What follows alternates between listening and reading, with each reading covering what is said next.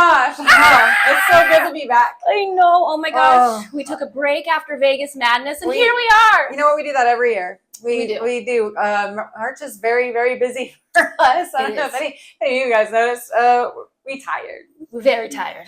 And so we took a little break, and now we're here. So welcome. I'm Callie. I'm Jessica. And we are Reality Check Las Vegas, here to give you all the Vegas tea and celebrity gossip. Oh, can't wait for this tea. But before we get into the tea, we always have to start with the cocktail.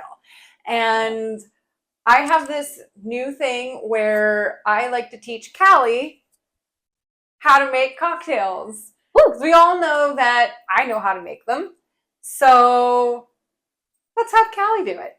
So today's cocktail is, well, first of all, Callie likes tequila. I do. So I'm a bourbon girly. So we're going to mix the two and do a Oaxacan Old Fashioned. That is my favorite tequila cocktail. So yes, very excited. The ingredients, very simple. It's only 4 ingredients. So easy for Callie. Woo! It's no shaking. It's a stirred cocktail. So Callie, what we're going to do, now normally it gets 1 ounce and 1 ounce. Okay. But there are 2 of us. So what do we do? Well, if we need 1 ounce, 1 ounce, we need 2 ounce, 2 ounce. Yes. Yeah. Yes. Look at me. Look at me. Yes. Wait. This one. Oh, that one. I was about to say that one looks a little tiny. This is an ounce, right? Ounce and this. So the line is 1.5 ounces. Oh. So all the way up top is 2 ounces. Ah. Okay. So we are starting with 1 ounce of tequila Ocho Reposado. Ooh.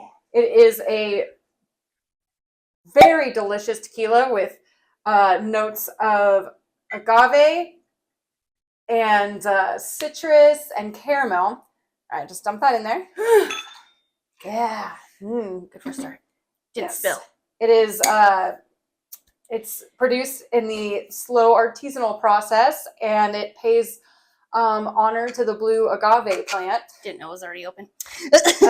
Sorry, the blue Weber agave plant. Oh, before this is the Illegal Mezcal.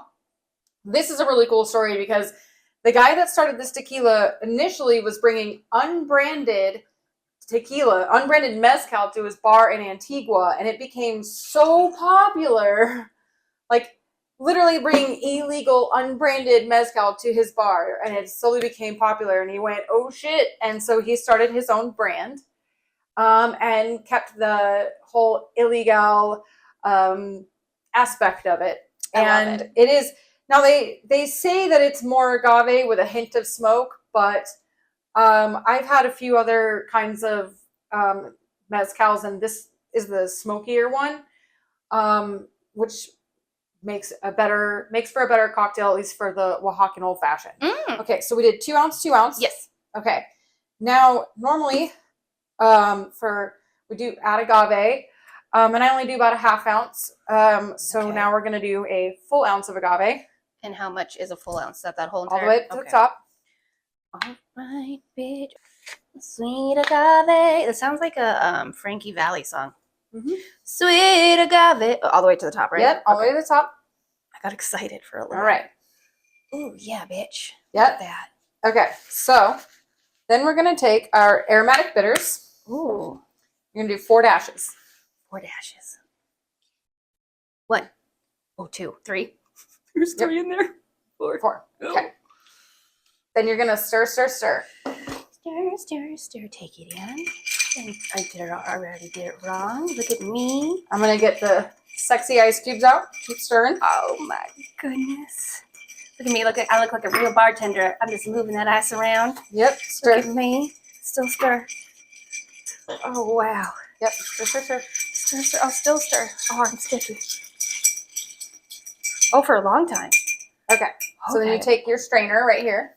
Okay. Don't put your fingers on it like I just did? Yeah. Like this or the other way around? You're good. Okay. Just like that. Oh, okay.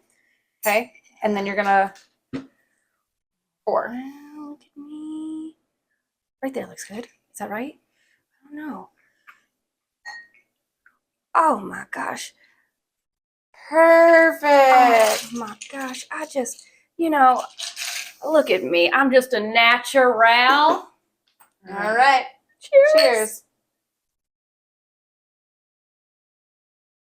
Ooh. Oh, That's really smooth. Oh my God. Yeah, the tequila ocho definitely made a huge difference in that. Because you guys saw me smell this bottle, and I went, "Ugh," and I'm not doing that. Just the right amount of like smokiness. Is that what I'm tasting? Yeah. Like a burn, like not burned, but like smoky taste, and also it's smooth. And it's not overbearingly sweet. I see this like It's balanced. it's balanced. It's literally when you're reading a romance novel and they drink whiskey and you're doing tequila instead, like an old fashioned. Yeah. It's just like Jessica said. Yeah. Oh my gosh. Well, cheers. Congratulations on a classic cocktail. Job well done. And now I'm in front of the bar. Oh my goodness. Well, we got our cocktail made, and one of these days, like, I will turn Callie into a mixologist. So now you know how to make a tequila sunrise. Ooh. And we went from a basic cocktail to a more complicated, but still simple, classic cocktail. Look at me. Look at me. Just watch out, Vegas. You'd be like, where's Callie? Where's Callie bartended? Where's her photos? Yeah. Oh, yeah. Stay tuned. All right. You had quite the adventure. Yes. Foreplay Style House. Yes. Tell us all about it. So, okay, how did you even get the opportunity to go there? Okay. Like, from the beginning. All right. So, as everybody knows, I bartend at Jimmy Kimmel's Comedy Club Thursday, Friday, and Monday. We also have little industry secrets for the bar. Oh. We do have $5 shots of certain liquors. Oh. Yeah. Oh, my goodness. Yeah. I mean, insider tip. Yeah. Oh, my goodness. It's funny because, like, only the Promenade knows about it. So we get all the bartenders and everybody from, like, the Ice Bar and American. Like, they all come and drink at Kimmel's, which is cool. I mean, hey. But this one lady comes in with a group of people, and they're just hanging out at the bar, having a good old time. They went to go see Heather Pasternak's show, and then they hung out at the bar still. I mean, they were there well past Steve Burns' show, and Steve Burns' show started at 10. Oh, nice. Yeah, so they were, like, there, yeah. just drinking and, like, $5 shots and just throwing money at me, and, like, we just it was just a good time. We all, you know, they were very nice, and there was a couple people there that were like, oh, it was right after Comedy and Cocktails, and they were all at my bar too. I mean, love those guys. Jay and Derek were at my bar. DJ So Hype, they were both at my bar, and everyone's having a good time. And they're pretty too. I'll always say that. Yeah. I always say that. They're pretty. So, everybody's at the bar, and they just had such a great time with me. And this woman, her name was Tina. She hands me her card. She's like, I need your number. Here's my card. I manage Foreplay Style House. Let me just comp you some stuff. We do costumes, lingerie, bikinis. And I was like, well, I need new bikinis. So she's like, yes, absolutely. Like, I'm not kidding. I'm down. Like, call me, text me, like, anything, whatever you need. And I'm like, okay, And so I was like, you know what? Like, I was getting ready to go to the link pool, and I got up early, and I was like, you know what? And I called her, I texted her, and I was like, well, can we do Tuesday? I want to get to the link pool. So, like, let's do Tuesday morning, like, early. And she's like, yeah, let's do it. And I tried on a whole bunch of bikinis. Ooh. I picked out a nice brown one. She gave me a cover up for it. She's like, do you want any more? And I was like, what? She's like, yeah, pick out another one. So, like, she starts bringing me some new ones, and oh my gosh. Turns out my boobs are too big for a lot of them because the style now are like the tiny little triangles, the micro bikinis. Yeah, but then, like, they also don't move, so they're like attached right. They're like attached right, and like here. Your nipples are hanging out on the side. Yeah. So I'm like, all right. You know. Honestly, my boobs wouldn't fit those either. No, like I got some wide boobies. They're small, but they're wide. It's weird. So yeah. I really wanted a sequenced bikini, but you know what? The ones I got were so cute. They're so beautiful. The colors are beautiful. They match your skin tone so nicely. They're like, I mean, honestly, the blue one is just so perfect with your skin tone. Yeah. Like it's the brown one. Like, yeah, like they almost have like a color correction. Like I feel like to like put it on our skin. I mean, it was so great. Now, who have they dressed? Like, I know there's some people in town because didn't you say Jennifer Romas? They dressed Jennifer Romas. Yes, they just I mean, obviously, Jennifer Romas isn't the only one. Who else? So they have another company that's like their sister company that dressed Taylor Swift and her dancers during the Reputation era of the Eras tour. Go off, Queen. Go off. I was like, oh my God, I need a bathing suit. Oh my God. Amazing, Yeah. though. So now it's by appointment only, right? Yes. Okay. And It's how do you by- make appointments? So you can go to their Instagram page. Okay. And there's like a phone number and a website and all that. Okay, cool. Yeah. It's easy. During Halloween, they are open to the public. They have Ooh. some awesome costumes. And it occurred to me, remember those like sequins bras I used to wear underneath my clothes?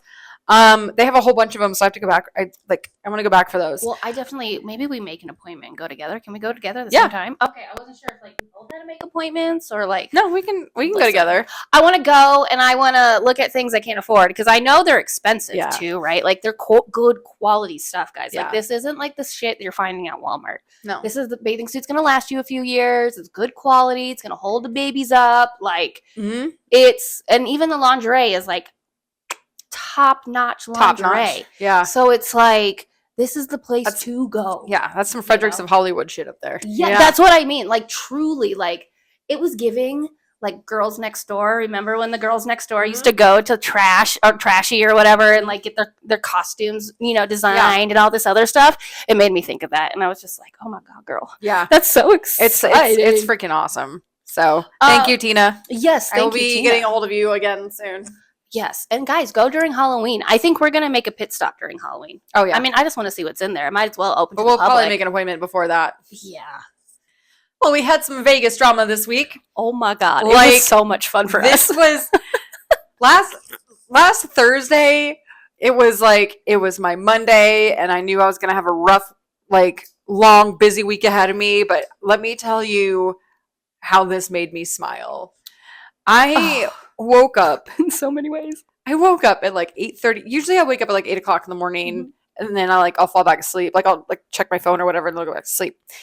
I wake up about 8:30, check my phone, and the first post that comes up, and I'm not going to say who wrote it, but I'm going to read the post. Okay. The post said, "Why are the people who are begging people to come to their once-a-month gigs at an off-strip venue the loudest about other people who are working on the daily and making real Disney dollars? Sit down and be humble." Listen, I text Callie immediately, and she said, "I've been up since 6 in the morning waiting for you to wake up." It was, I woke up. I said, "Good morning, Vegas, baby. How are you doing today?" He said, "Good, Mom." I go into the bathroom. I'm peeing away, and I scroll, and I see it, and I screenshot it and said, "God damn it, Jessica needs to wake up. Jessica needs to wake up." And then she did, and she sent it to me. And I was like, oh my God, I'm already there. Because we knew exactly who it was about. And we're not going to dive into that. We're not going to get into who it's That's about. too messy. We don't need to do that. The entire town that saw it knows exactly who it's about. So there was no question. We don't got to do it. We don't got to do that part. If you know, you absolutely know. So, but it did bring up a good conversation. Yes. Between us. Because now we get, the person that they're talking about tags us in every single post. I mean, they freaking posts that we're not even a part of. Things that we can't even go to. Listen, this person's not the only one. No, does this. No, it's not. It's happened before in the past. Mm-hmm. Right? So, if you... That's not the way to do it. Yeah, I think where the weirdness comes in is not so much that you're tagging us and everything, sending us all your promotion to the point where we have to untag us or remove it's tags, our personal stuff and the reality check page. It's super intrusive, really, because you don't have our permission or anyone else or the other 98 people that are tagged. We get it. You want your stuff to show up on other people's pages, but that's not when I see it. When I see a post like that on somebody else's page and I know that they're not part of that conversation or they're not part of that show, it makes me mad for them. I'm not paying attention to it. Also, if you want our viewers to see it, then just ask. Just ask nicely. We'll do it. I mean, honestly, we don't care to promote people. Listen, we get text messages. Yeah. We get text messages from people all the time that are like, "Hey, this is my schedule. Can you post it? This is what I have coming up. Can you post it? Will you share this, please?" Yes. Yes. And we do. And we do. And you know what the difference between those people and the people that we're talking about is that those people genuinely support us back. Yes. Not only do we go to their show and like, yes, have we gone to more shows than Paige has been on this show? Yes, but at the same time, Paige supports us every single time without a second thought. Yeah. So of course, Paige says, hey, I really need you to promote this without a thought. Done. Share. Here you go. There you go. And even if it's like you guys don't know us, but you're like, hey, we've been watching the show. We really like your podcast. Can you just post this for us? Yes. Yep. We'll do it. Yes. That's nice. You've been watching our show. This show is not just our show, it's your show. And we've always maintained that. It is a show for you to promote what you have going on, and it's about you. This ain't about us, it's about you. No, like when guests come on, we don't give them a time limit. We talk about, we try to cover everything. Yep. I mean, Doug anything came twice. Anything they need, we'll supply it. Yeah. That's another thing. I think it's just, for us, it irked us in the way it was just like, yeah, this person is begging for people to come. And I get it. Filling seats is hard. But I think there's also a way to go about it to where I don't want to hate you. Yeah. Like, we know a lot of people with once-a-month shows. Yeah. And we make efforts to go see them. I mean, hell, Monday's Dark is a hard show to get to. But how many have we both I mean, mostly you. But, like, we figure shit out. We get there. And so I guess it's just so weird to be like, also, by the way, just like an insider tip, if you're tagging everybody, their sister and their grandma, even the dead ones, like, Facebook is going to ban you. Yeah. They're going to shadow ban you. You can't. Yeah. Because that's what happened to one of them. To other people before. Yeah, we've watched it happen. It's super, and you have never seen us do that. No. Like, if you're in an episode, you're getting tagged. But we're not going to tag all of our friends. Like, hey, guys, watch this episode. Yep. Like, no. Well, even Vegas Madness, what a great example. At one point, I think 3 episodes in 1 week come out. That's a lot of content that we want you guys to see. And I wouldn't be surprised if you miss some. That happens. That's life. But I wasn't tagging every single one of my friends to get views. I think that's what also is just kind of weird. Sometimes it's just for views. And it's like, do you just want to use our silly little show just to get views? Like, you just want me for a view? Yeah. Take me out to dinner first. Right. Like, fuck me. Yeah. It's just too much. It's super intrusive. And I don't speak for, and I'm not just, we're not just speaking for like Callie and I. It's just like in general. Like there's an etiquette to promoting your gigs and your shows, and tagging your friends who have nothing to do with it are like, that's not a thing. It also just comes off as like trashy. And also, I don't know, like, when we post things, we are both very conscious about how many times we post about an episode. We talk about it. Yeah. I'm like, is this too many times in a row if I do it this way? I mean, like, even when we have a video release, an episode release, I'm like, this day's this day break, this day this. I try to give it to where it's not overbearing. It's not exhausting. Exactly. I can see how too much content can be exhausting. But it's just like, I don't know, some etiquette. Yeah. Etiquette would be nice. It's really just proper etiquette. As far like etiquette and like, just. Yeah, I mean, it's basic kindness, like, common sense and kindness and like just awareness. Yeah, like all of that. Just like think about like your actions doing something like that and being super intrusive like that. Yeah, like that's not going to get you anywhere. It's not going to get you tickets. It's not going to get you butts and seats. It's going to probably do the opposite because we're tired of it. And even the person we're talking about, no one likes. Yeah, I mean, sorry. I mean, I don't know. It's just one of those things. And like we said, we love promoting things. I think Christina Shaw texted us and was like, hey, can you promote Mountain's Edge May 17th? So make sure you check out Christina Shaw, May 17th. What time? I can't go, but I think Callie can. Yeah, I'm going to try to go. It'll be a good time. Vegas Baby's going to be like, I don't know any of the words. Yeah, but he'll have a good time dancing. That's all he needs. And he'll see all the other kids like dancing around. He'll have a great time. And listen, if you want to come on the podcast, just message us. We absolutely love guests. But also, if you have a specialty cocktail you want, or a specialty food, or hell, if you want me to hang from the ceiling, you just got to ask. Well, yeah. I'll do it. I'll do it. Yeah. Also, like, we'll come to you. We don't have set times. No, we don't have set filming times. No, we'll come to you. You can come to us. Yeah, if you have like a scheduling thing, like, hey, like, then we will work it out and we will be there, or like we'll figure it out. It's because to us, what's important is you. Yeah. You won't come on and only have like 5-10 minutes. You'll have we'll give you a whole episode. Shit, you want 2 hours? I'll figure it out. Yeah, I'll we'll edit it. Yeah. I don't know. It's just so funny because it also just shows how much like different podcasts, how they're ran, or like even shows how they're run. And I think it is scary. I mean, when we were at Composer's Room, we were like, we have no butts in the chairs. Nope. We had no butts in the chairs.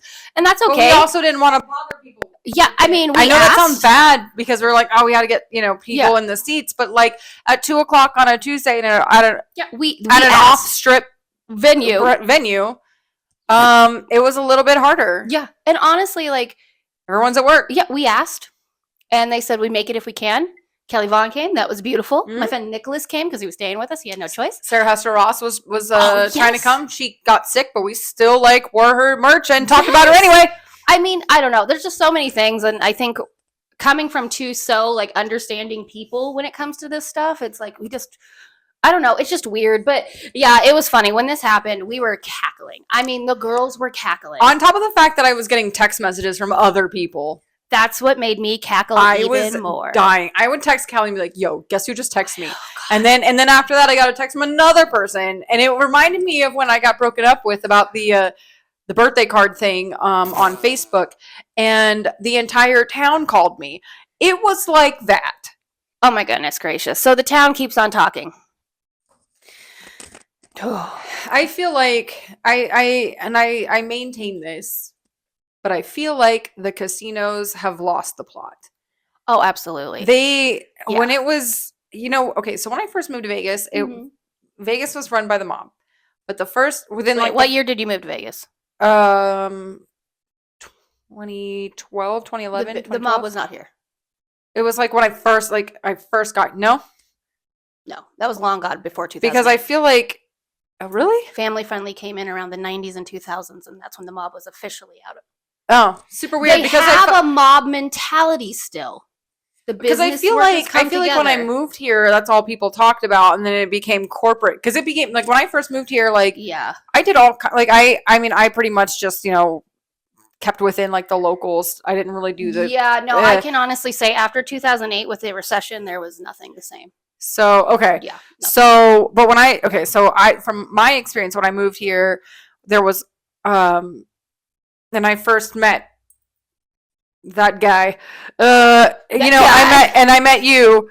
We did all kinds of shit and got away with stuff, and like, we would get like cheap meals and like things comped and this and that, and we just had a blast. Yeah. And nobody had to worry about paying for parking, and like even if actually I think it was like Fremont had free. It was like free for locals, like the whole time.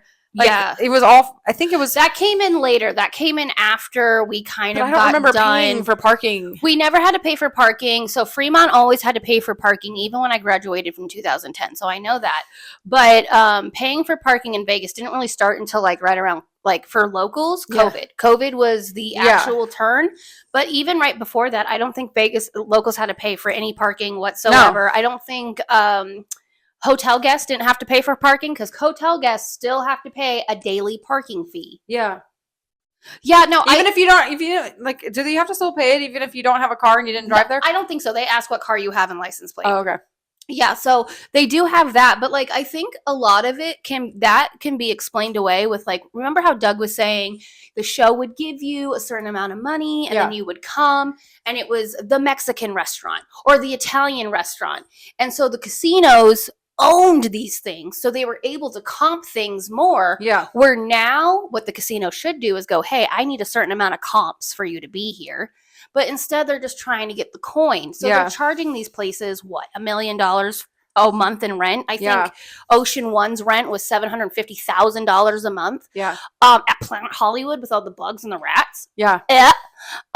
So now they're into that, and Vegas is being run by I need money, and that's what's destroying it at the same time. Yeah. Because like Doug said, you would spend $200 in the casino, but you got comped a dinner. So it didn't girl math. Yeah. You know, like it made sense. Or show tickets. Or show Man, tickets. do you remember when like Dylan would like he would have a list of shit and he would hand me like he was like, okay, I have this many. Yes. He'd be like, I have this many points, and he like What do you wanna tape see? face. Like Tape Face was on that Yeah. list. Tenors of Penn Rock. Penn and Teller was Yeah, on that dude. list. Like it was like he's like, what do you want to go see tonight? Like okay.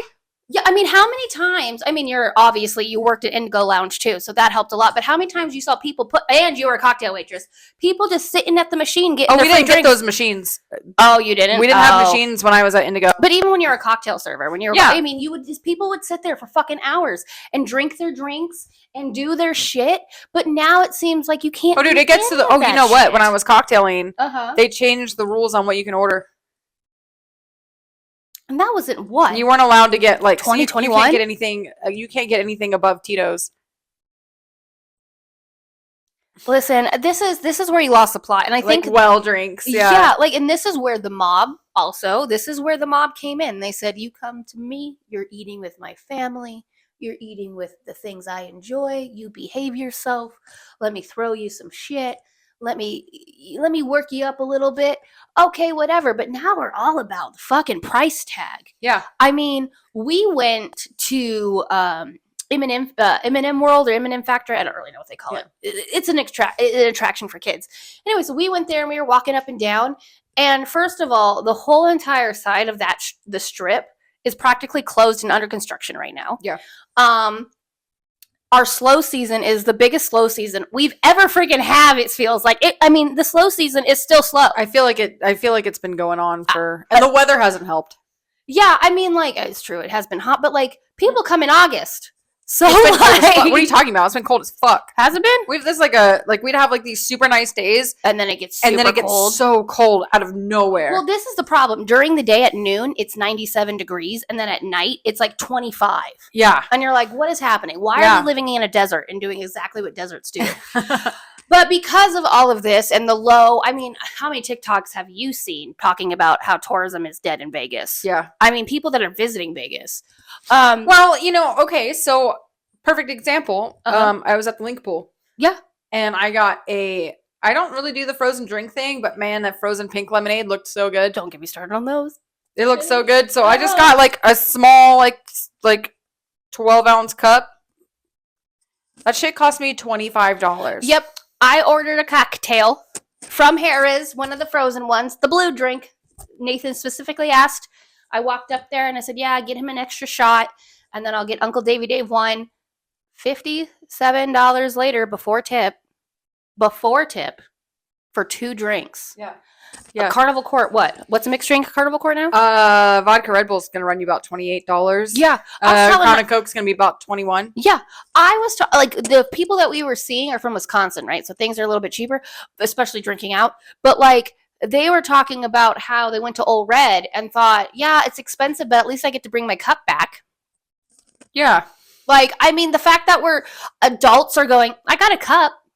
Hey, I like my glass mug. I do too. Listen, I'm a their merch is top notch. I'm not gonna gift their shop food's stuff. not so great, but let me tell you, their cocktails aren't even great either. But tell you what, yeah, actually, you're right. Yeah, the sangria was okay. They don't have a dance floor either. We really love our Vegas madness. So Old Red, they actually, when I went to go see Dez, push some tables out. They just moved the tables out. Oh, especially when you see Dez. That boy's like the whole time. Literally. He is. I don't know what. Yeah. I don't know. Like, and he's sober. Well, I don't know if he drinks, but like, I'm talking about not cocaine. Yeah. That we know of. But anyways, going back to MGM, gosh, that was a rant. But there was 34 layoffs. About half of those people were able to find jobs somewhere else, but it was all the concierge. Oh, within the company. So yeah, they didn't really lose their jobs. Yeah, that's what I was telling her off air. I was like, half of them got their jobs back. I don't even know why this is national news, but but that's starting that's like creating like widespread panic. Yeah, well, and it's because they're removing the concierge from. I mean, do you really go to the concierge for stuff? I've never been to a concierge. Ever. MGM Grand, The Signature, New York, Mandalay Bay, Park MGM, and Vidara. Vidara actually surprises the shit out of me, because Vidara is a very nice. It is valet only. For them not to have concierge is kind of like, okay, but like, I'm sorry. I mean, even MGM Aria Grand, and I'm kind of Bellagio like, still have their concierge. yes, Aria, Cosmopolitan, and Bellagio all have, the three of them still have it. Yeah.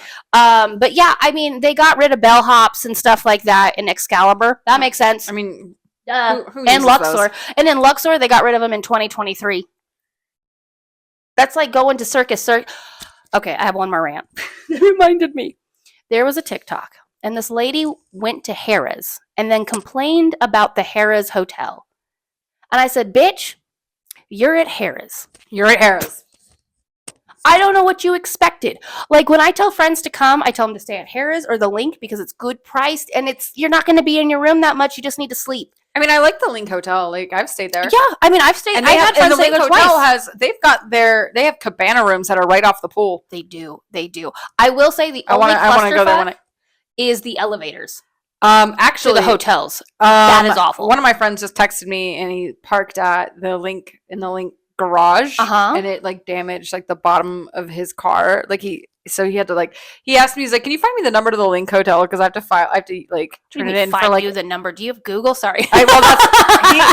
Whatever. But okay, I'll help a friend every time. No, yeah, it's fine. And so he said that his something about his wheels, or something about his the undercarriage, something in his car, on the bottom got damaged in the Link garage. And I was like, that's why you always park at Harrah's.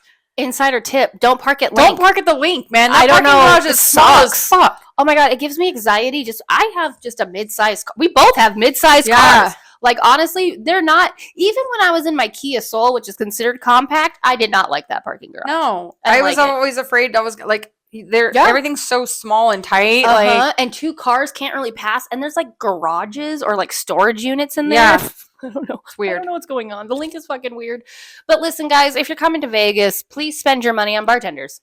I honestly just tip well. The people need it, and we love you, and we're going to treat you right. Yep. Go to shows. Go to shows. Yes. Those people want your money. And honestly, the smaller shows are always going to be a good time. Oh, the smaller shows are always the best. Yeah. So, guys, it's Vegas. 34 people got laid off. It was national news. And then half of them got their jobs back, and they were found in other. Yes. Come on. 17 people. Or, yeah, 17 why people. are you crying about this? Yeah, listen, I don't know. It's fucking Vegas. We got to cry about something, right? Oh, man. Speaking of the mob used to do a lot of things when you didn't do right by them. And I fear Lake Mead was one of those spots. Okay, I got to tell this story. Because it was wild how I found out about it. Well, and the events that happened after was fucking just wild. Damn, just on it with the Vegas tea. I was like, what the hell? Oh yeah, because I think I sent it to you. You said the day before, and then it was like, boom. Yeah. Okay. So here's the thing: is I was scrolling through Facebook, and I saw somebody's missing at Lake Mead, and then the person just shared the story, and all it said was the story is even crazier. And I clicked on the story, and it didn't really say much. So so and so was missing at Lake Mead, and I was like, oh, okay. That happens a lot. And I kind of put that in the back of my mind. Didn't think anything else of it. We get to work, and my coworker tells me, she's like, I have the craziest fucking story to tell you. I'm like, all right. And she's like, okay, so I had a horse, and she takes care of horses. She actually has a second job that she's take care. She's at stables. She takes care of horses, and her horse died a couple years ago. But she told me that she used that vet once. Now, she had been back and forth with him, texting him, hey, can you come? I've got this stuff going on. And then he ghosted her, and then it was all super weird to begin with. Yeah. And so when he finally a week or two later finally was like, oh, my bad, something happened with the phone, blah blah. So he comes over, and she hadn't really met him, but he came over to help her with her horse. And she said that he seemed kind of odd and sometimes short with her, but she's like, well, whatever. He's having a bad day. That basically was her thought. Yeah. So she's telling me this, and then she gets to like the end of the story. She's like, everybody has bad days. Yeah. And then she goes, let me show you this video.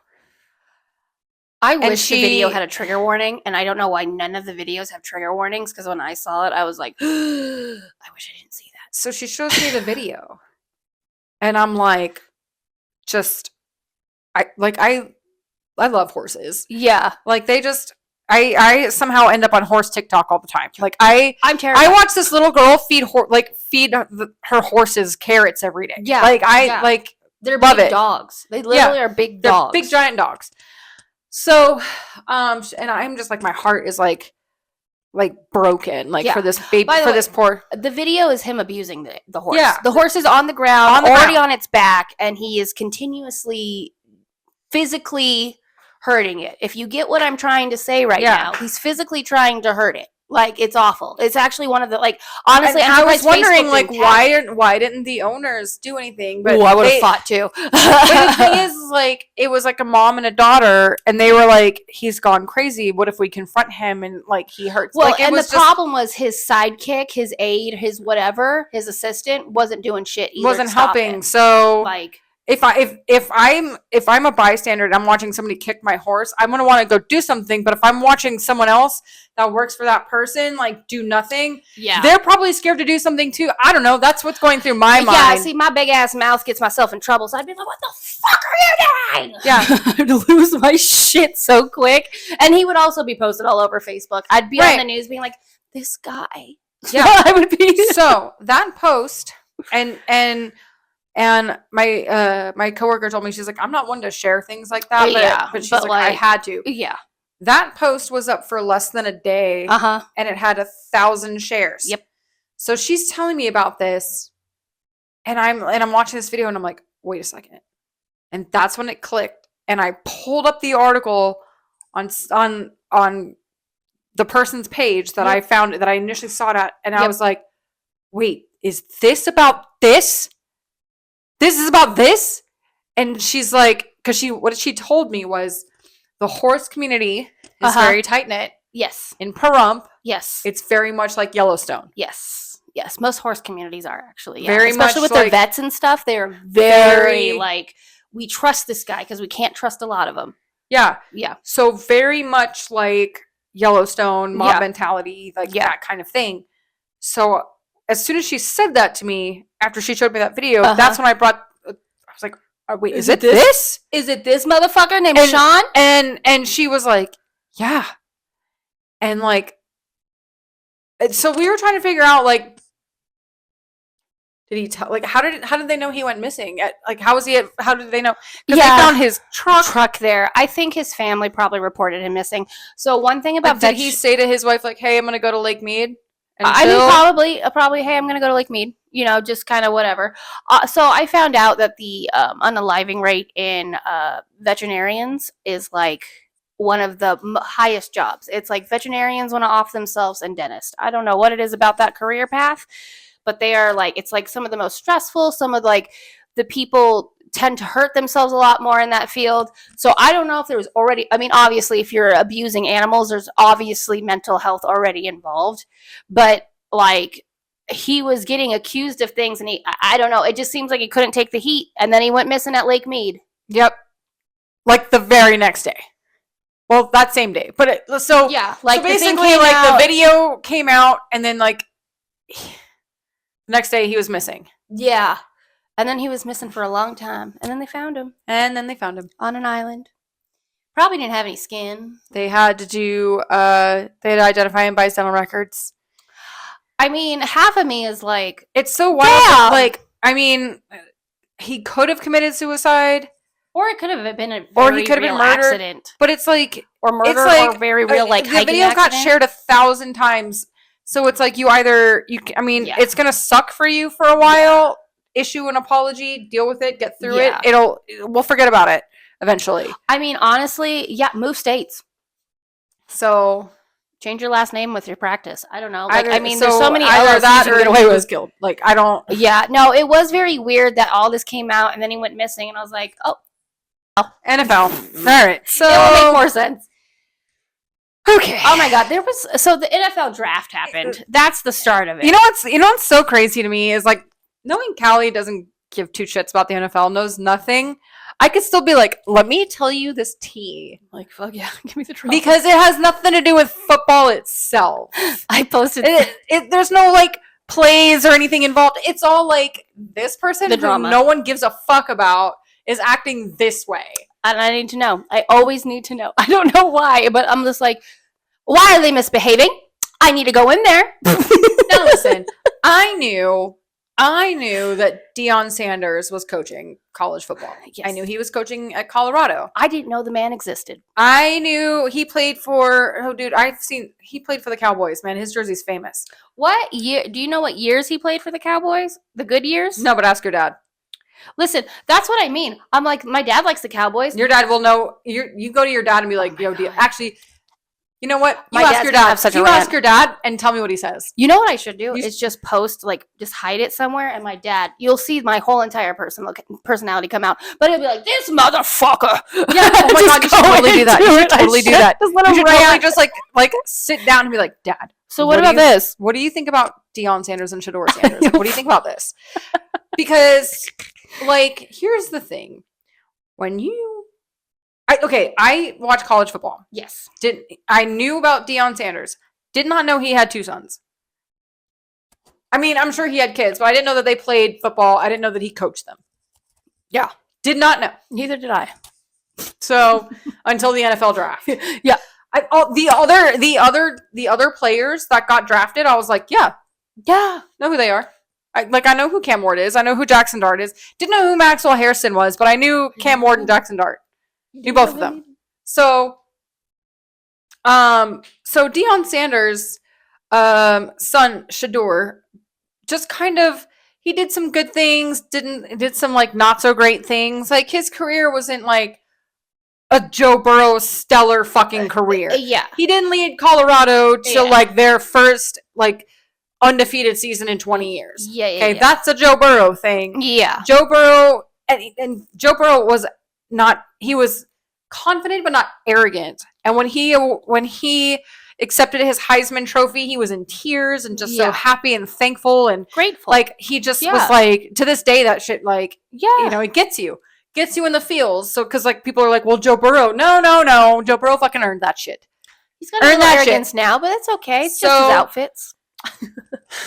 So Shedeur Sanders, because he's Deion Sanders' kid, skipped all the pre-draft stuff. He skipped the All-Star game. He skipped the combines, which is where like the NFL. So that's a skills test. So all the NFL coaches can watch you and see what you do, so that they can have meetings with their front office about drafting you.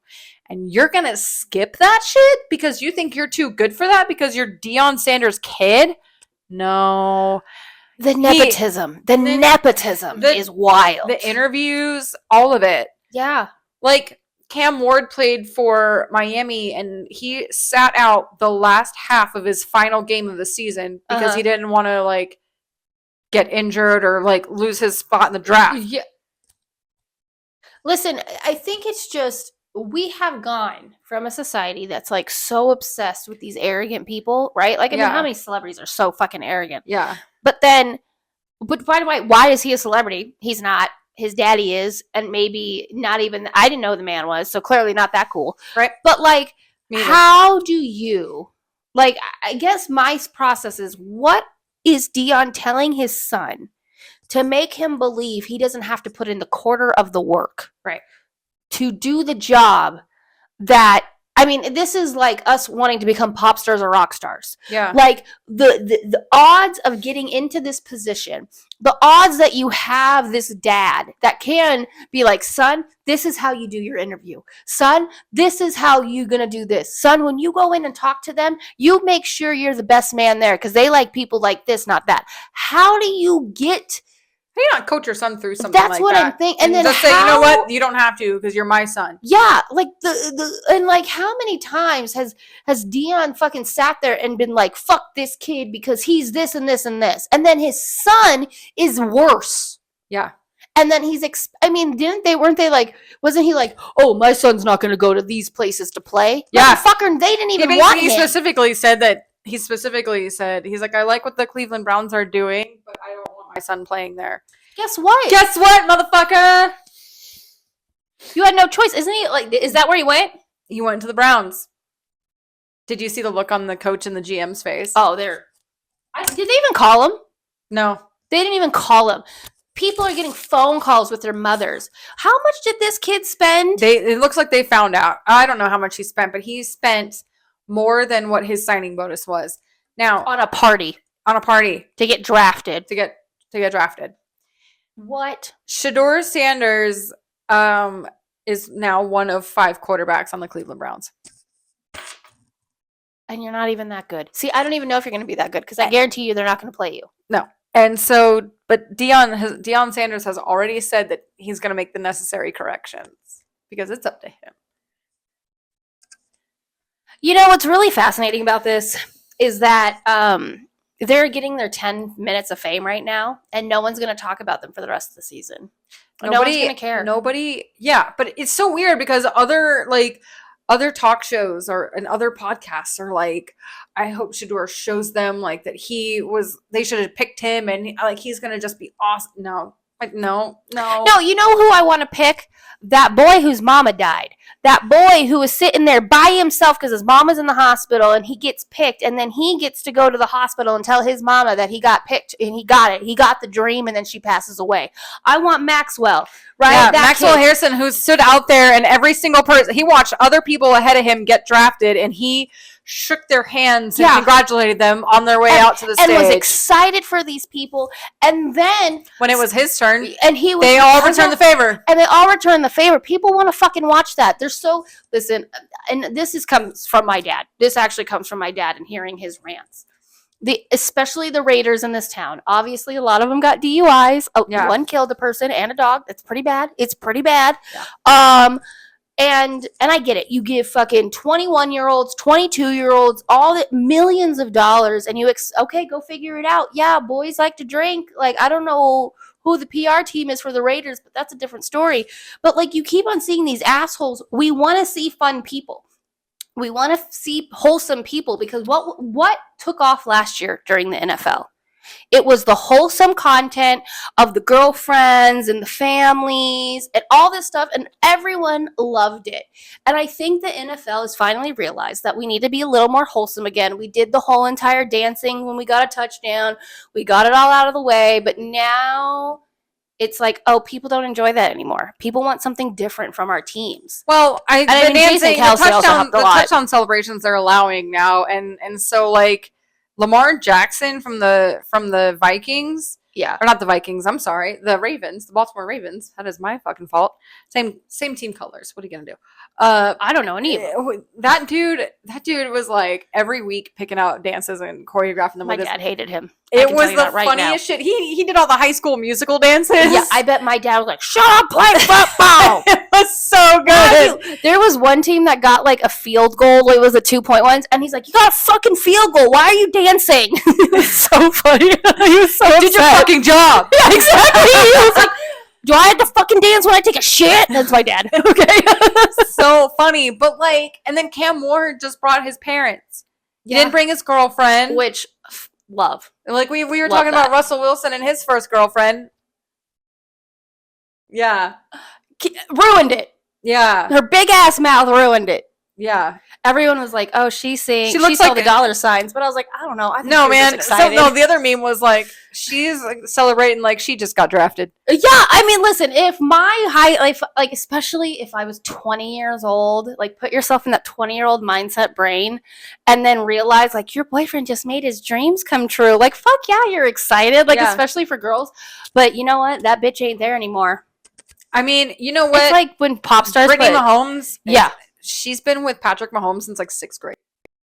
That's weird, but I think they're weird. And like, but Allison Kutch was with Isaac like, for like through high school. Yeah, but I would say that probably doesn't happen as much as it normally does, especially with NBA players. I don't know. Some of these boys, I was just like, oh, that boy's Kylie Kelsey met Jason Kelsey on Tinder. Yeah, I love that. That makes sense for them. That really does. That really does. I mean, but it's so like, and then like their like PR training was working overtime because it was what are you gonna do with your signing bonus? Going and to everyone's Disneyland. like, I'm gonna give money back to my mom. My mom spent all this money on me. I'm gonna pay her back. Yeah, I'm gonna buy my mom a house.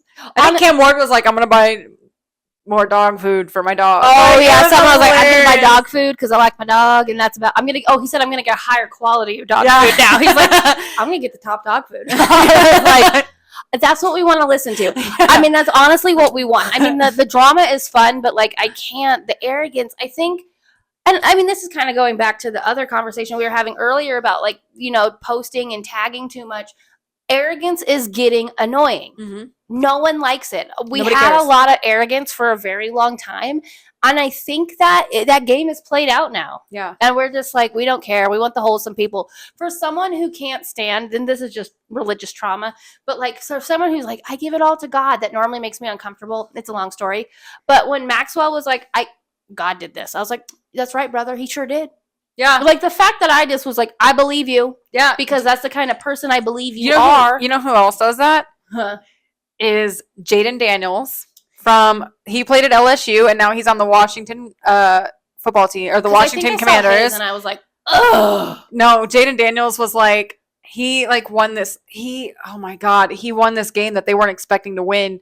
And like he was so happy, and they're like, so Jaden Daniels, what do you like? They go up to him afterwards, and they're like, they're like, well, like, who do you credit with that win? Like, how do you feel about it or whatever? And he was like, first of all, I gotta give all the glory to God, my mom who paid for me to like get here, my teammates who just we worked together and worked as a team and made sure that no matter what, like we were there for each other, and it came out in the end and we won because of it and this and that.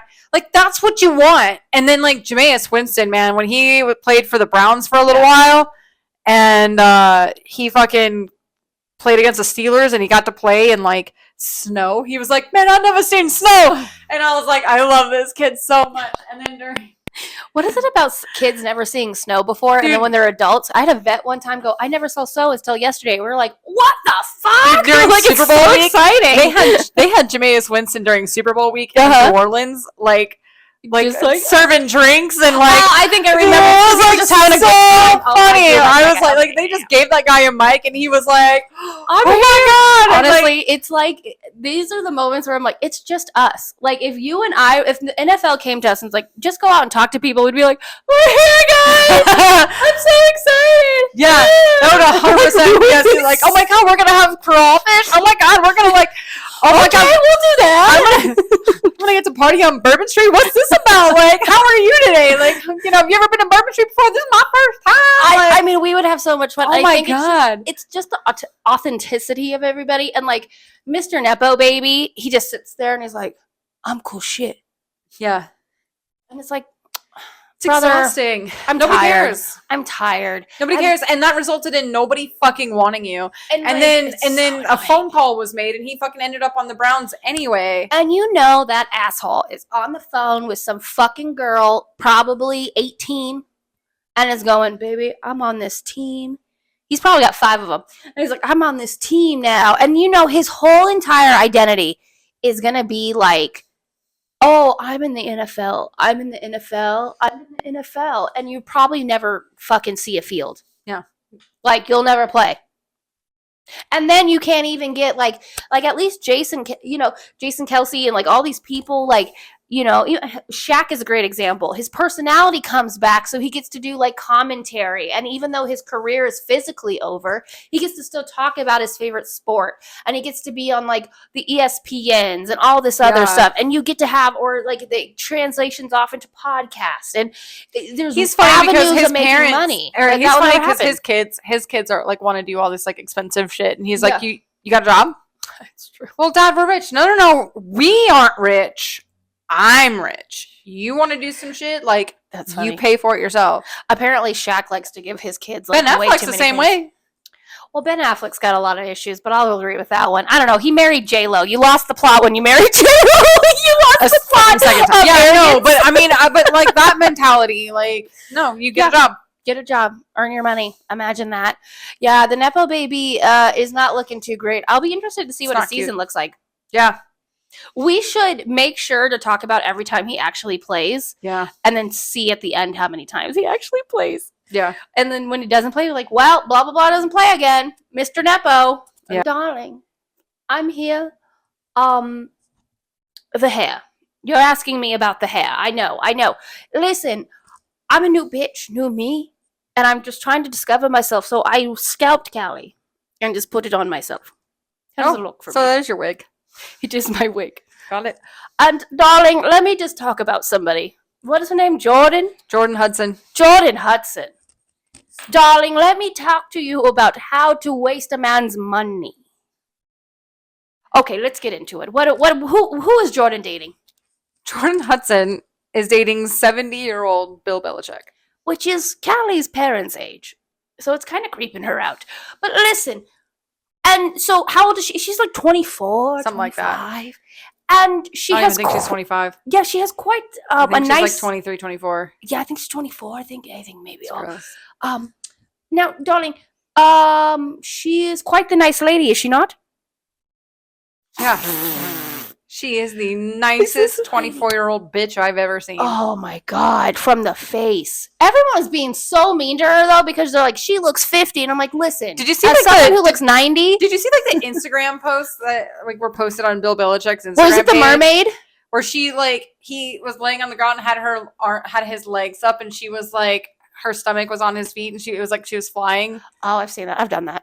But like, so people are saying like, I don't think Bill knows that's there. Like, well, this is the crazy thing. So Bill's got this girlfriend. She's a controlling bitch, right? She's in like, it's wild. Okay, because it's shocking. So Bill Belichick he retired from coaching the NFL, coaching the Patriots, because he realized he was nothing without Tom Brady. And he's 70. So then he got a call from the University of North Carolina, to coach that team because they suck. Well, they are awful. People won't even go to those games. They're so bad. So they got Bill Belichick, hoping that's going to put some butts in the seats. So Bill Belichick. Oh, did he find his bitch there? Oh, they won't talk about it. They won't talk about it. So Bill Belichick is like dating Jordan. And when he got hired, he asked that Jordan be CC'd in all the emails.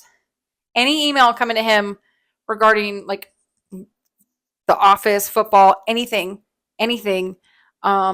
that Jordan be CC'd in his work. Anything regarding his job, Jordan must be CC'd. Which, in emails. Darling, this man, it just shows the competency of men because like this man has been doing this job for how many years? Probably longer than this bitch has been married. I mean, 50, alive. 50 years. And then now he needs a 24-year-old to help him work his email? What is happening? Why do you need to be CC'd, darling? Why, first of all, when you were trying to steal money from a man. Why is it any of your business? That's what men, why is his playbook any of your business? Well, like, how about you sit down and get a massage? Like a very well-kept woman is supposed to. I mean, you're dating a 70-year-old man. Why are you working? Like, there's so many confused. And then they did the interview. And then, so glad he dressed up for that interview. Holes in his shirt. Like, bitch, you're running his whole life, but you can't be like, honey, how about you put on a fucking shirt without holes? Well, he's dressed like that his entire career. Yeah, but you're running his life. Yeah. You might as well put him in a fucking nice tailored shirt for an interview. He said, I don't cut, because people asked him, like, well, you're dating this young girl. And he was like, well, I never cared about what people think.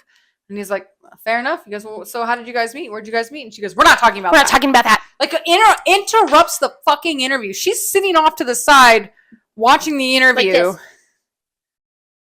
Yeah. That's her face. And then they ask, and she goes, we're not talking about that. We're not talking about that. First of all, darling, I mean, listen, she's doing something right if she's getting the coin. All the comments were like, blink twice if you need help. I mean, this is wild. Someone did say, though, it's like, oh, you have these men that obviously take advantage of young women all the time, and we don't say anything. And now when the roles are reversed, we're saying something. Just look nice about it. I mean, listen, she could get everything she wants. Just look nice about it. What do his kids say? That's my next question. Because I'm sorry, if my dad came home with a 24-year-old and she started running his life the way he does, I would put him on some kind of like competency like thing legally. Yeah. I would make her life so miserable that she didn't even know I was coming. Like I would spend, and especially the money that his kids probably have. Yeah. Like they went to good colleges. Yeah. Oh, I would spend so much money. But honestly, at the same time, it tells me that the kids are like, go figure it out, Dad. Fuck you. Yeah. Wild.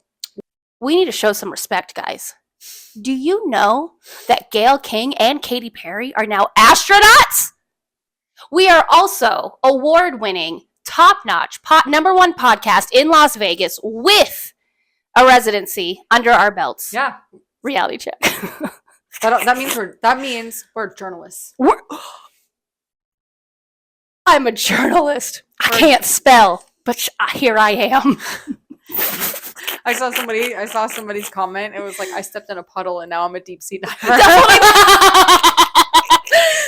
Listen, Jessica, we have been doing this for longer than 10 minutes. Yeah. So that means not only are we journalists, we're not only the #1 podcast, we're producers, we're directors, we're editors, we're catering. This show gives you all. Okay. All right. Katy Perry went to space for 10 minutes. That's not even a full All Too Well. Like, did you know? Okay. The All Too Well 10-minute version is a short film and was nominated for, I think, an Emmy or an Oscar. An Emmy. One of those two. Probably one of an those Emmy. two. An Emmy probably sounds right, yeah. Emmy. Okay. That short film was 14 minutes long. Katy Perry went up in space and back, and there's still 3 minutes left. The Grateful Dead that's performing at the Sphere, probably right this second as we're talking, has songs longer than Katy Perry going to space. Yo, Corey Michaelis was in town to go see that. Yeah. Oh, yeah. And did you see what he wrote? I think I said it. He was like, I feel like this is close enough. Spent more time in space than Katy Perry.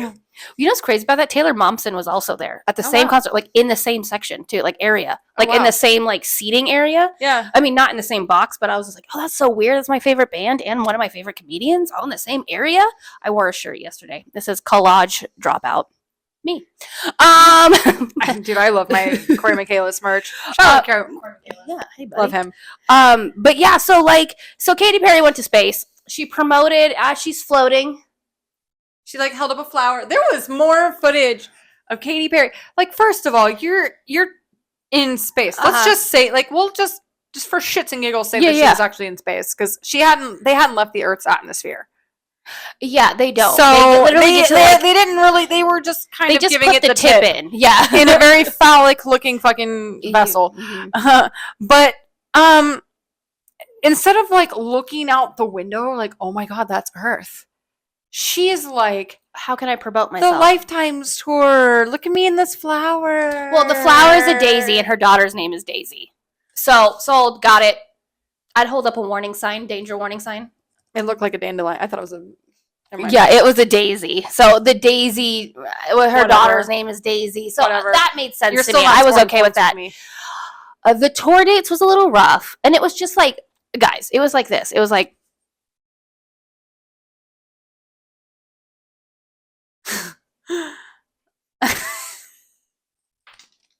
And like then they did a group photo. And their hair was just perfectly in place.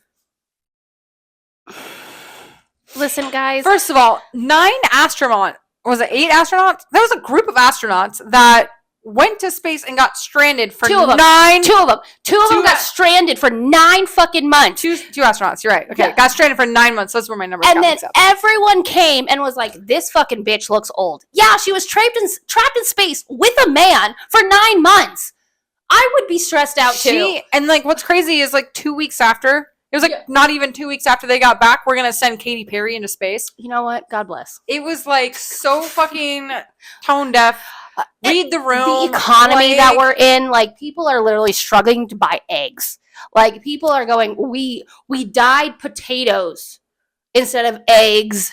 because we can't afford eggs, but I can afford potatoes, you know. And we've been saying, you know what though, we've been saying people can't afford to buy eggs for I feel like 5 years now. You know, so it's true. It's whatever. The birds. But like people can't afford eggs, people can't afford gas, people can't afford groceries, people can't afford housing, and fucking Katy Perry and just Jeff Bezos, who falls on his face. Jeff Bezos' girlfriend.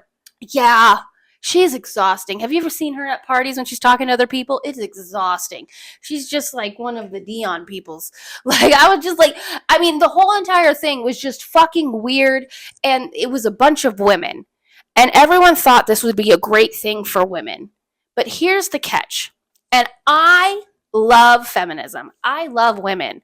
I think if I had to choose between a woman, a man, and a bear, I'm always choosing a woman, and then the bear, and then the man.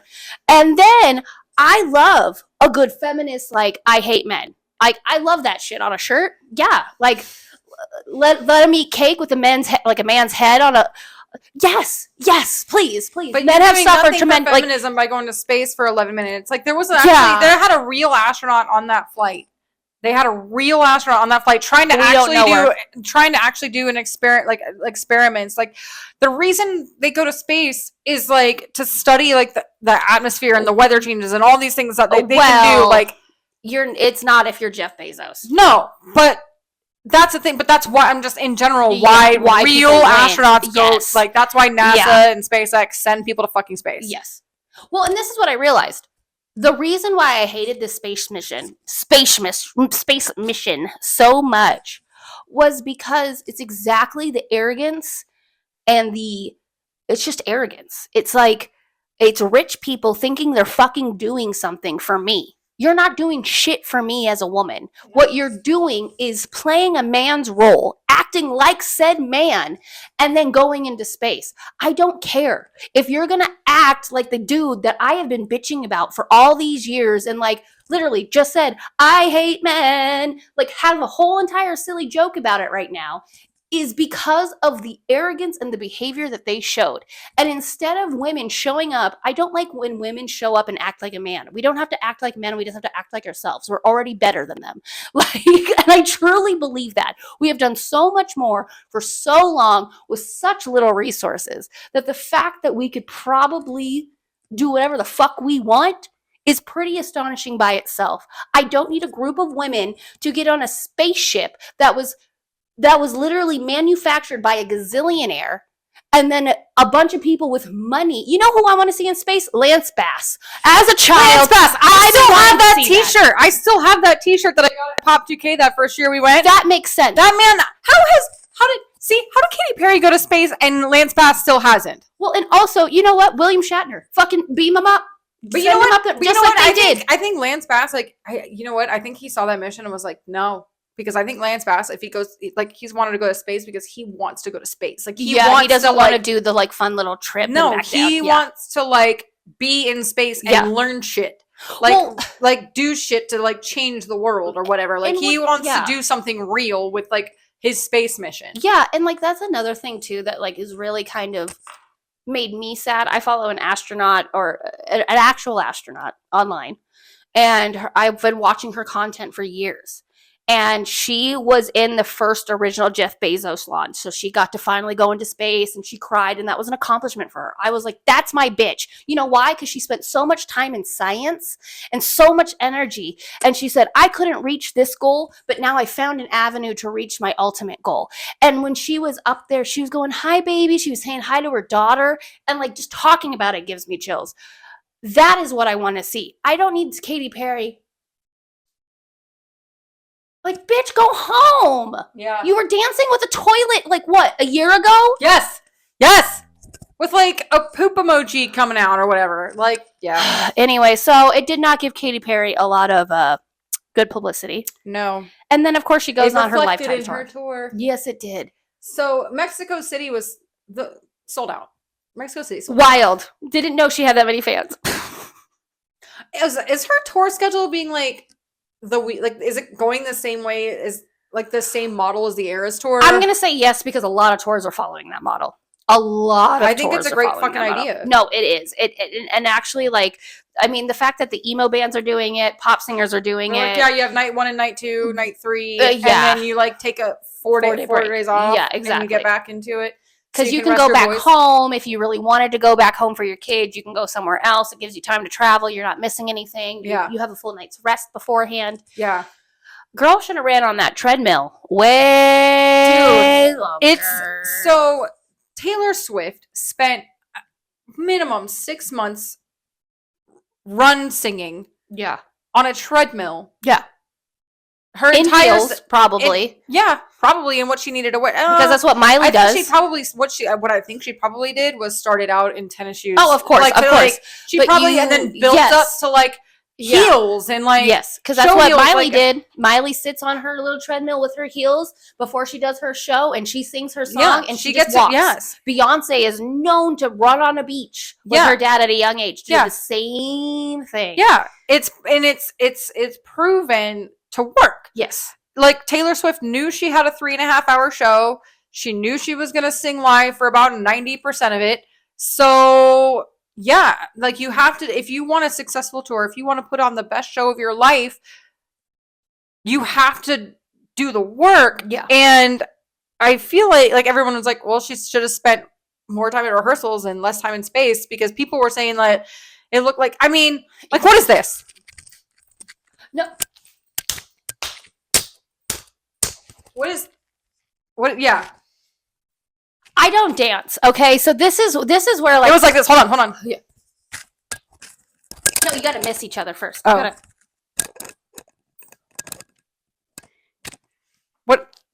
What is that? And like, oh, and then the guy jumps. Hold on, I gotta jump, and then you're gonna do it. Okay, but wait until I'm actually back on the ground before you do it. Yeah, that was it. She took a piece of Pink's tour, a piece of Sabrina Carpenter's tour, a piece of Taylor's tour. Yeah, she literally was like, "What was the best portions?" I watched like side by sides. Oh, it's awful. And Beyonce, she took Beyonce's, because Beyonce likes to, it's okay. So Katy is flying over like on a butterfly going over the audience. Oh yeah, I just watched a piece of like I don't like Beyonce. Yeah. Everybody knows it, but like I'll give her credit where credit's due. Girl singing her show. She's giving it her all. Choreography's on point. Her kid is on that stage. Put in more work. Put in just as much. Yes, but Blue put in so much work that she looked better than the dancers. Like, work. Did you know why? Her mama said, if you're going to be out on that stage, I need you to act right. Yeah. It's just like her daddy did. Yeah. And just like everyone else did before. Yeah. That's what gets me with this Katy Perry thing. It looks like she's putting in, first of all, she has so many dancers that I go, why are you even doing choreography at this point? They could probably just handle it. Dude, they were showing her the choreography. That's what I mean. Like she's missing her marks, and like she has this big ass stage she built that was way too big, and she's like jumping around like, yeah, and like her choreographer, her like dancers are pulling her back. Yeah, but she's watching them to be on beat, and by the way, they're not on beat either. She's singing every other lyric, so she's, not even. She sings one line of a phrase. Hold on. You make me feel like a.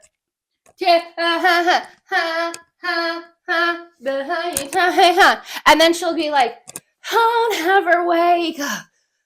Yeah, I gotta say, there's but she's like, "I'm wide awake," but like that's a slow song that's like sad, and she's like, "It's it doesn't make any fucking sense." And she's doing this like alien thing, and she's like, I don't know, the fucking inchworm. Oh yeah, she's fucking with like one of those with a tube. It's like a tube. It's like it's like a fucking oh fuck, what are they called? It's like a vent. It's like a vent. Yeah, it's a vent. It was originally a big vent that they probably used, and they're like, hey, you can fit in here. What else was there? Oh, her outfit that she does for E.T. Yeah, her belt looks like the Kia emblem. Yeah, I was like, does that say Kia? The whole time I was like, is that a Kia? Are you sponsored by Kia? She's supposed to be like this video game character, and it's different levels, and I think there's like even a choose your own adventure. Didn't even know that. I didn't even know that. Oh, yes, I did know that. And then all the video footage behind her is all AI. Oh yeah, people celebrating and shit is like not from her shows. It's just all AI, and they're like, Yeah. Like with the weird, the weird mouth that AI does. Yeah. I don't know. The whole thing was just kind of like, how can you have a Lady Gaga weekend at Coachella and then put this out the same week? How can you honestly sit there? We've had time to forget about the Eras Tour a little bit. We've had time to forget about Sabrina Carpenter. We've had time to forget about Pink. How are you going to let Lady Gaga do what she did at Coachella and then you get on your stage? I'm Janice. Right? Exactly. I mean, Lady Gaga's microphone went out multiple times. Week 2 at Coachella.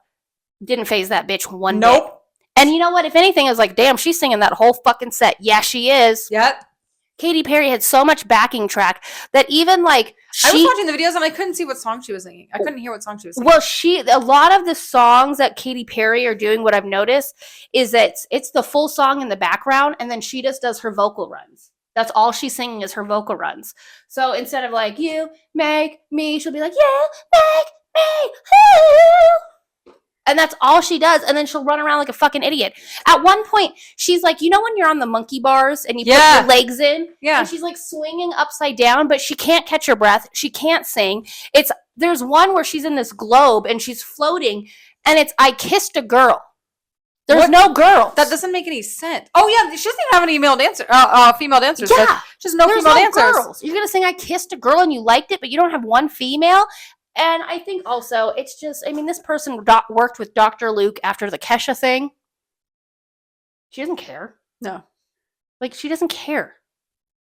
I don't know. Katy Perry, I loved her. She's a terrible person. She's kicking out old people from their homes. Yeah, and kicked out the nuns. Kicked out the nuns? How are you going to kick out nuns? How are you going to... That was like the second time or this was the first time she did it. She did somebody else too. Time with the old guy. So there was this old guy. He was on a bunch of like pain medication because he had back surgery. He was like 80 something years old. Mm-hmm. And for some reason, he was like, yeah, you can buy my house. And and then he decided to change his mind because he's 85 years old. And she brought in a legal team to go after this man. If you would have waited 3 fucking years, the house probably would have been on sale. Like, are you serious? She took this man's home. There is no... He wasn't of sound mind when he wrote it. When he, whatever. And they proved it. And still got away with it. There is no hate like Christian love. That's Katy Perry. Raised up, there's no I forgot. Her parents. I forgot about that. Yeah. And I hate to be that way and I hate to be that person, but how can you raise up in the household you grew up in, knowing who Jesus was, and then take a home from nuns? Yeah. And then take a home from an 85-year-old man, which then I go, Orlando Bloom, you were fully involved with the second one. Mm-hmm. Your penis don't look so great anymore. Makes me Will Scarlett from Pirates of the Caribbean. Ugh. Walk the plank, bitch. Dude, as soon as I found out that those two were together, I was like... It made sense to me. I was like, you know what? They just need to stick together. They can't do this to people. I also can't... The one time I had empathy for Katy Perry was when she was getting ready to go on stage at her Vegas residency, and Russell Brand called her right before she walked on stage and said, I want a divorce. Oh, yeah, that was that was before the residency. No, it was during the residency. It was 100% during her residency. Did she have a different one? No, it was I think it was in the first. It was in the residency. No, because she divorced Russell Brand in 2014 through 2013. Did she do a tour with Teenage Dream then? Yeah. Big tour. Okay. Yeah, it was that then. That's why I was like, I don't think that was Vegas. But yeah, it was a big tour. That was the only time. That was the only time that I was no, I feel for her. And I feel because Russell Brand's an asshole.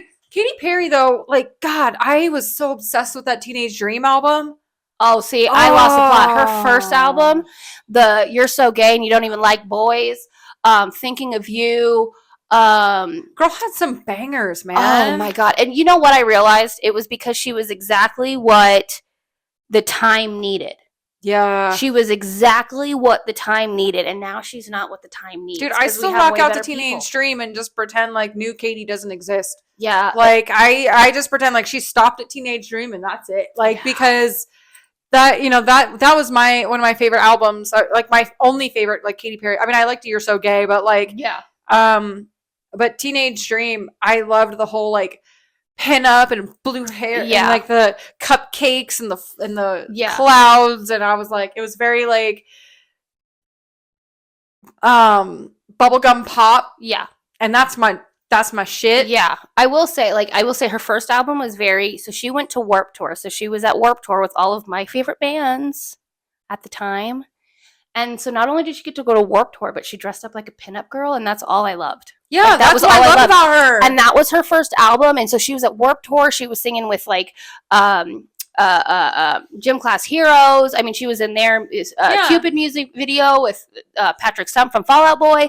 Like, truly, like, she really had a great first album. And I don't say second album too. There's a lot of songs I like about the second album. Circle the Drain is phenomenal. Dude, that song is so fucking good. You know that's about Russell Brand. Yes, it is. It's so fucking well, good. Actually, it's about Gym Class Heroes. It came out before I think she married Russell Brand. But yeah, it's such, it just happened. It's interesting that she picks these men, right? Because it just fits so well. But I gotta say too, when you have, now I am a Trisha Paytas lover, and a lot of you know who she is, some of you don't. She's a YouTube icon. She cannot sing, she cannot dance. But let me tell you this right now, Trisha Paytas is on her Eras tour, and she likes to just cosplay, so that's why she did like in her own Eras tour, like she's cosplay, it makes sense. This bitch is... Wait, I saw her in like the Lover bodysuit, didn't I? Yes. This bitch is pregnant, like 30 weeks pregnant, and on stage, not only hitting her time and her beats, singing, and looking like she has more energy than Katy Perry does. Fucking Beyonce did it when she was pregnant. Yeah, I don't want to hear a fucking thing. At this point, Rihanna's put more effort when she was pregnant at Super Bowl than Katy Perry has. Yeah. And I think it just looks like it's come together last minute, and it just looks like that. And people are paying $500 for this shit. Yeah. For like the general admission up front. I would never spend that much for Katy Katy Perry. Somebody, one of my friends said she needs to cancel that tour before it cancels her. It's going to. Her sales are dismal. It's bad.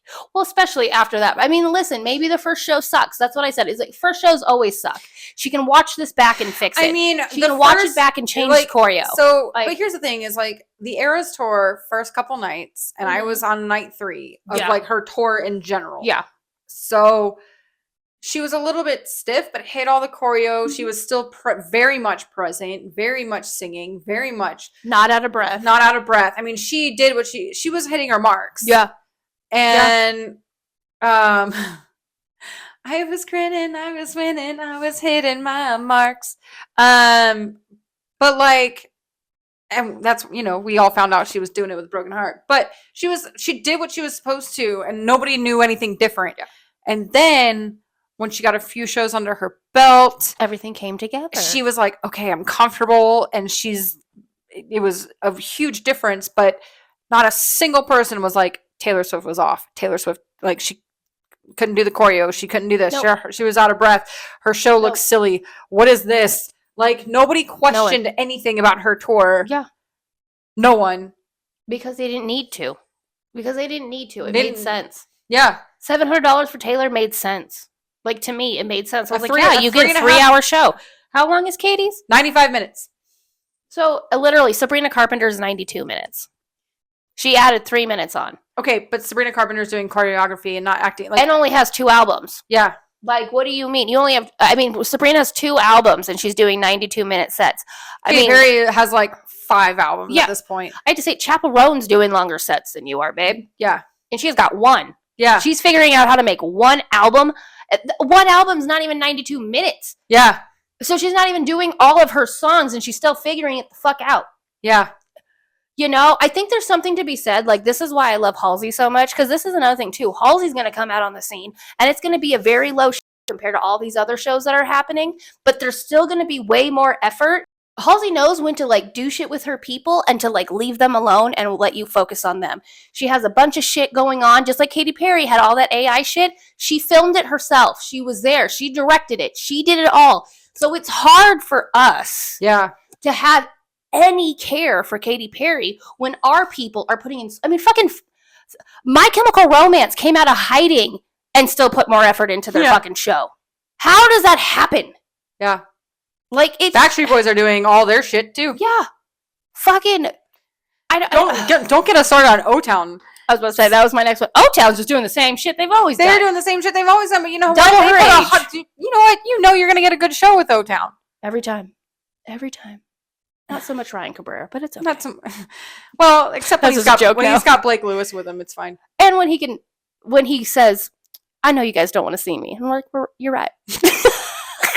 Okay, we love it. Okay, whatever. We love you, Ryan. All right, well, that was our show.